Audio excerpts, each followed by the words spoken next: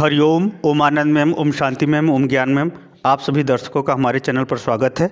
आज हम लोग बीएड फर्स्ट सेमेस्टर के अंतर्गत शिक्षण प्रक्रिया के चर के विषय में अध्ययन करेंगे। चर का मतलब होता है परिवर्तनशीलता। शिक्षण क्या है? शिक्षण एक प्रक्रिया है, यानी शिक्षण एक कार्य है। और वो कार्य कैसा है? ज्ञान के प्रस्तुति करने का कार्य है। यानी ज्ञान को प्रस्तुत करने का जो कार्य होता है उसे हम शिक्षण प्रक्रिया कहते हैं। ठीक है। और जब अध्यापक ज्ञान को प्रस्तुत करता है, किसी के बारे में बताता है, कोई जानकारी देता है, तो वह सिर्फ एक शब्द नहीं होता, उसमें अनेक शब्द, अनेक व्यवहार होते हैं। और उस ज्ञान के संग उसका हर कार्य या हर व्यवहार परिवर्तित होता रहता है। इसीलिए शिक्षण प्रक्रिया के चर, यानी पढ़ाते वक्त अध्यापक कौन कौन सा परिवर्तनशील व्यवहार करता है। यानी अध्यापक कक्ष में विषय वस्तु को सुव्यवस्थित क्रम ढंग से प्रस्तुत करते हुए कौन कौन से परिवर्तनशील गतिविधियों को प्रस्तुत करता है, यही हमारा टॉपिक है। इसको हम लोग पढ़ेंगे। पहले हम लोग शिक्षण देख लेते हैं। शिक्षण क्या है? अध्यापक द्वारा कक्ष में किसी विषय वस्तु को सुव्यवस्थित क्रम ढंग से प्रस्तुत करना क्या कहलाता है? शिक्षण कहलाता है। एक आप जान लीजिए, कक्ष में अध्यापक द्वारा विषय वस्तु को सुव्यवस्थित क्रम ढंग से प्रस्तुतिकरण करना क्या कहलाता है? शिक्षण कहलाता है। और ये हमेशा आप याद रखिएगा, शिक्षण जो है सुनियोजित होती है। शिक्षण का जो कार्य होता है उसकी पहले की तैयारी होती है।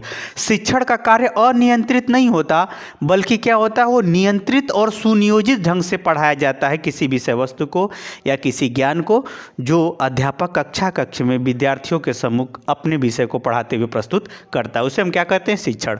और जब शिक्षण का कार्य होता है तो अध्यापक अनेक व्यवहार करता है। कभी वह उदाहरण देता है, तो कभी भावनात्मक दबाव डालता है, तो कभी विषय वस्तु को समझाने के लिए गंभीरता का व्यवहार करता है, तो कभी विभिन्न शिक्षण विधियों का प्रयोग करता है, कभी प्रश्न पूछता है, तो कभी समझाने का कार्य करता है, तो कभी उसका मूल्यांकन करता है कि आया है कि नहीं। कभी अध्यापक लिखता है ब्लैक बोर्ड पर, तो कभी जो है अध्यापक समझाने का कार्य भी करता है। इस प्रकार से जो शिक्षण का जो कार्य होता है उसके लिए अध्यापक विभिन्न गतिविधियों का संपादन करते हुए शिक्षण का कार्य करता है। तो उसमें संपादन करते हुए बहुत सारे कार्य करता है। तो जो कार्य कौन कौन सा करता है, उस कार्य की किस प्रकार से प्रवृत्ति पाई जाती है, कार्य किस प्रकार से उसका होता है और किस प्रकार से बदलता है, इसको हम लोग इस टॉपिक के अंतर्गत अध्ययन करेंगे। तो शिक्षण का जो प्रक्रिया, यानी शिक्षण के जो कार्य में जो परिवर्तनशील है, उसको हम लोग देखते हैं। पहले हम लोग देखते हैं शिक्षा का उद्देश्य। आप ये हमेशा याद रखिएगा कि जो टॉपिक होती है, जो कोई टॉपिक अगर अध्यापक पढ़ाता है तो सिर्फ टॉपिक के एक ही पहलू को नहीं पढ़ाता, उस टॉपिक के अनेक पहलू होते हैं। कभी व्यवहारिक, तो कभी ज्ञान के तौर पर, तो कभी भविष्य की आवश्यकता के तौर पर, तो कभी महत्व के तौर पर उस टॉपिक का जो है पढ़ाता है। यही कारण है कि जब अध्यापक कक्ष में पढ़ाता है तो उस टॉपिक से संबंधित विभिन्न प्रकार के उद्देश्यों को ध्यान में रख करके पढ़ाता है कि आज 40 मिनट में 5-6 चीज़ों या 10 चीज़ों को हमको पढ़ा देना है, बता देना है। यानी वह शिक्षा का उद्देश्य, जो टॉपिक है उससे संबंधित उद्देश्य को क्या करता है? शामिल किया जाता है। किसके अंतर्गत? शिक्षण प्रक्रिया के अंतर्गत। जब शिक्षण का कार्य जैसे जैसे बढ़ता जाएगा वैसे वैसे सभी उद्देश्य उसमें आते जाएंगे, वे सभी जानकारियाँ उसमें देती जाएंगी। यानी जब अध्यापक कक्ष में पढ़ाता है तो शिक्षा का उद्देश्य भी क्या होता है? बातों के आधार पर, शिक्षण प्रक्रिया के आधार पर बदलता रहता है। अभी आपको जानकारी देना है कि जैसे रामचंद्र जी सम्राट हैं, ये बताया गया कि संसार के सबसे बड़े राजा हैं, ये जानकारी हुई आपको। अगर कहा यार रामचंद्र जी के पिता का नाम दशरथ है, तो दूसरी जानकारी हुई। यानी जैसे जैसे रामचंद्र जी के बारे में हम ज़्यादा से ज़्यादा चीज़ें बताते गए, वैसे वैसे आपको नई नई जानकारियाँ होती गई। यानी जब शिक्षण का कार्य कक्ष में चलता है तो शिक्षण के उद्देश्य या शिक्षा का उद्देश्य भी क्या होता है? उस जानकारी के अनुसार बदलता रहता है। बदलता रहता है। और वह जो उद्देश्य होता है वह व्यक्तिगत भी हो सकता है और सामाजिक भी हो सकता है। कुछ उसमें ऐसे उद्देश्य हैं जो व्यक्ति के व्यक्तित्व के विकास के लिए ज़रूरी होते हैं, और कुछ उसमें ऐसे भी उद्देश्य शामिल होते हैं जो समाज से संबंधित होते हैं, जो समान मूल्य समाज से संबंधित होते हैं, सबके लिए लाभकारी होते हैं। इसी में ऐसे भी उद्देश्य शामिल किए जाते हैं जो ज्ञान जानकारी दे, कुछ भावनात्मक रूप से आपको तैयार करे, कुछ ऐसे भी उद्देश्य होते हैं जो आप सीखने के बाद व्यवहार में उतारने का कार्य करें। इस प्रकार से उद्देश्य शिक्षण प्रक्रिया के अंतर्गत शामिल किए जाते हैं, क्योंकि शिक्षण का कार्य जैसे जैसे आगे बढ़ता है वैसे वैसे शिक्षा का उद्देश्य भी क्या है, बदलता रहता है, ये भी बदलता रहता है। दूसरा है शिक्षक का व्यवहार। अब जैसे जैसे अध्यापक पढ़ाता जाता है कक्षा में, शिक्षक का व्यवहार भी बदलता रहता है। तो कभी वह समझाने पर बल देता है, तो कभी लिखने पर बल देता है, तो कभी किसी बात के संबंध को बताने पर बल देता है, तो कभी उदाहरण को समझाने का कार्य करता है। तो कभी अध्यापक अगर प्रश्न पूछता है तो अगर बच्चे नहीं बता पाते तो उनकी गलती को क्षमा करके उदारतापूर्वक उस प्रश्न का उत्तर देने लगता है। कभी जो है अध्यापक जो है सहानुभूति रखता है, मित्रवत व्यवहार करता है ताकि विद्यार्थी अधिक से अधिक सीख सके। कहने का मतलब ये है कि जब शिक्षण का कार्य होता है तो अध्यापक का व्यवहार भी क्या होता है, बदलता रहता है। कभी पढ़ाने के रूप में होता है, तो कभी मूल्यांकन के रूप में होता है, कभी सहयोगी के रूप में होता है, तो कभी सहानुभूति के रूप में होता है। यानी शिक्षण प्रक्रिया के अंतर्गत जो परिवर्तनशील व्यवहार है वो अध्यापक का व्यवहार भी देखा जाता है।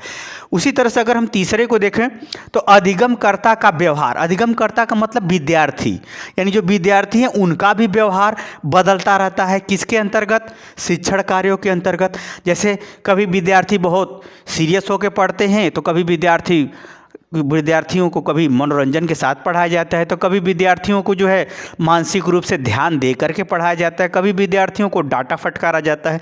यानी कहने का मतलब ये है कि जब शिक्षण का कार्य चलता है तो उसके अंतर्गत अधिगमकर्ता का व्यवहार यानी विद्यार्थियों का व्यवहार भी बदलता रहता है। कभी वो अनुशासित, और यह जब अनुशासित ढंग से व्यवहार करते हैं और अच्छा व्यवहार करते हैं तो अधिगम ज़्यादा होता है, शिक्षण व्यवस्थित होता है क्योंकि शिक्षण में सहयोग मिलता है। तो इस प्रकार से अधिगमकर्ता का व्यवहार भी क्या होता है, शिक्षण प्रक्रिया के साथ बदलता रहता है। उसी तरह से अगर हम देखें तो शिक्षण प्रक्रिया के माध्यम से अगर देखा जाए तो अधिगम की शैली भी बदलती रहती है। अधिगम की शैली का मतलब यदि शिक्षण अच्छे ढंग से होता है तो अधिगम भी सुव्यवस्थित होता है, अब बच्चे भी अभ्यास करके उससे सीखने का कार्य करते हैं। यानी शिक्षण प्रक्रिया जैसे जैसे बदलती रहती है उसी तरह से अधिगम यानी सीखने की भी प्रक्रिया क्या हो उस पर प्रभाव पड़ता है, उसकी भी शैली चेंज होती रहती है। अध्यापक अगर सीरियस होकर पढ़ा रहा है तो विद्यार्थी भी सीरियस होकर सुनेंगे, सुव्यवस्थित होकर सुनेंगे और उसको अच्छे से याद कर लेंगे। यानी शिक्षण का कार्य होता है तो अधिगम की शैली यानी जो सीखने की जो कला है या सीखने का जो ढंग है वो भी बदलता रहता है विद्यार्थियों का। यानी यह अभी एक चर है, यह अभी एक परिवर्तनशीलता कक्ष में देखी जाती है। आगे है शिक्षण प्रक्रिया के चर के अंतर्गत शिक्षक का व्यक्तित्व। अगर हम शिक्षण प्रक्रिया की बात करें, शिक्षण प्रक्रिया जैसे ही अध्यापक पढ़ाता है उन्हें जो विभिन्न गतिविधियां प्रस्तुत करता है उसमें शिक्षक का व्यक्तित्व कैसा है, उसका सामाजिक व्यक्तित्व कितना है, कितना वह मान प्रतिष्ठा वाला है, कितना कर्तव्य निष्ठा वाला है, कितना ज्ञान वाला है, कितना सोच समझ वाला है, कितना सुव्यवस्थित व्यवहार वाला है इत्यादि। उसके व्यक्तित्व का व्यक्तिगत रूप से उसके व्यक्तित्व का प्रभाव शिक्षण प्रक्रिया पर भी पड़ता है। यदि वह कर्तव्यनिष्ठ है यानी नियम से अनुशासन से पढ़ाता है, सामाजिक व्यक्ति है, सामाजिक संस्कार सामाजिक व्यवहारों को भी वह अच्छी तरह से जानता है, तो शिक्षण प्रक्रिया के अंतर्गत इसके व्यक्तित्व का भी प्रभाव शिक्षण प्रक्रिया पर पड़ता है, विद्यार्थियों पर पड़ता है, शिक्षण विधियों पर पड़ता है। क्योंकि यदि वह कर्तव्यनिष्ठ है तो मेहनत करके पढ़ाएगा। यानी कहने का मतलब है शिक्षण का जब कार्य होता है तो उसमें अध्यापक के व्यक्तित्व का भी प्रभाव पड़ता है कि अरे टीचर बहुत अच्छा है, बहुत अच्छा नॉलेज है इत्यादि सभी साइकोलॉजिकल प्रभाव विद्यार्थियों पर पड़ते हैं। ये सब प्रभाव शिक्षण प्रक्रिया के माध्यम से देखा जा सकता है।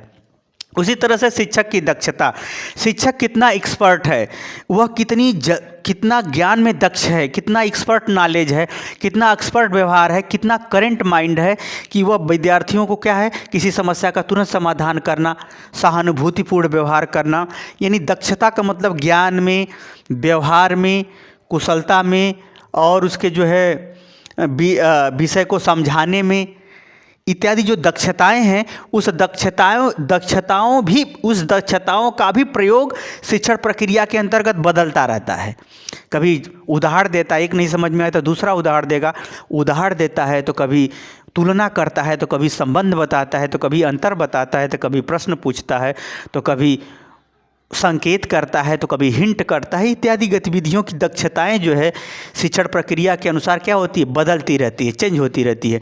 उसी तरह से शिक्षण की शैली, कभी वो व्याख्यान शैली का प्रयोग करता है, तो कभी प्रश्नोत्तर शैली का प्रयोग करता है, तो कभी प्रयोगात्मक शैली का प्रयोग करता है, तो कभी सहयोगात्मक प्रवृत्तियों का सहयोग करता है। यानी शिक्षण शैली भी बदलती रहती है। कभी श्यामपट्ट कौशल का प्रयोग करता है, तो कभी व्याख्यान कौशल का प्रयोग करता है, कभी पुनर्बलन कौशल का प्रयोग करता है, तो कभी प्रश्न कौशल का प्रयोग करता है। इत्यादि जो शिक्षण शैलियाँ हैं, जो सूक्ष्म शिक्षण हैं, उन सभी शैलियों का इत्यादि का प्रयोग करता रहता है।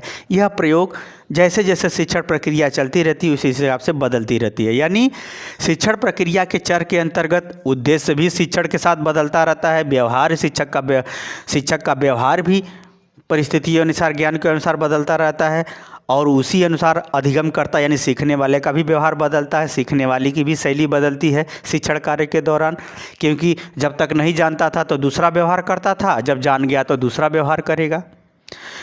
कहने का मतलब ये है कि शिक्षक का व्यक्तित्व का भी शिक्षण के अनुसार उसका अलग अलग प्रभाव पड़ता है। जैसे लोग कहते हैं वह इस पेपर के बहुत स्पेशलिस्ट हैं, वह उस पेपर के बहुत स्पेशलिस्ट हैं, यानी व्यक्तित्व का भी प्रभाव शिक्षण प्रक्रिया के अंतर्गत पड़ता है। शिक्षक की जो क्वालिटी, जो दक्षता है, जिसमें एक्सपर्ट है, उसका भी प्रभाव पड़ता रहता है शिक्षण प्रक्रिया के अंतर्गत। शिक्षण प्रक्रिया के अंतर्गत शिक्षण का कार्य बदलते रहते, जैसी आवश्यकता होती है वैसी उसकी दक्षता भी प्रदर्शित होती है। इसी तरह से शिक्षण प्रक्रिया के अंतर्गत शिक्षण की शैली भी बदलती रहती है। इस प्रकार से अगर हम देखें तो शिक्षण प्रक्रिया के अंतर्गत ये विभिन्न पहलू कक्ष में अध्यापक द्वारा और विद्यार्थियों द्वारा बदलता रहता है। यही कारण है कि इस टॉपिक का नाम है शिक्षण प्रक्रिया के चरण। यानी शिक्षण का कार्य करते समय विभिन्न गतिविधियाँ किस प्रकार से बदलती हैं, इसका हम लोग अध्ययन क्रमशः अलग अलग करके सबका अध्ययन करेंगे। उद्देश्य का, व्यवहार का, अधिगमकर्ता के व्यवहार का इत्यादि, इन सभी टॉपिकों को हम लोग अलग अलग डिस्कशन अब करेंगे। मुझे उम्मीद है कि आप समझ गए होंगे शिक्षण प्रक्रिया के चर का क्या तात्पर्य है। समझ गए हैं तो कमेंट बॉक्स में मुझे ज़रूर बताइए। साथ ही मेरे चैनल को लाइक, शेयर, सब्सक्राइब भी कीजिए। आज के लिए इतना ही। हरिओम।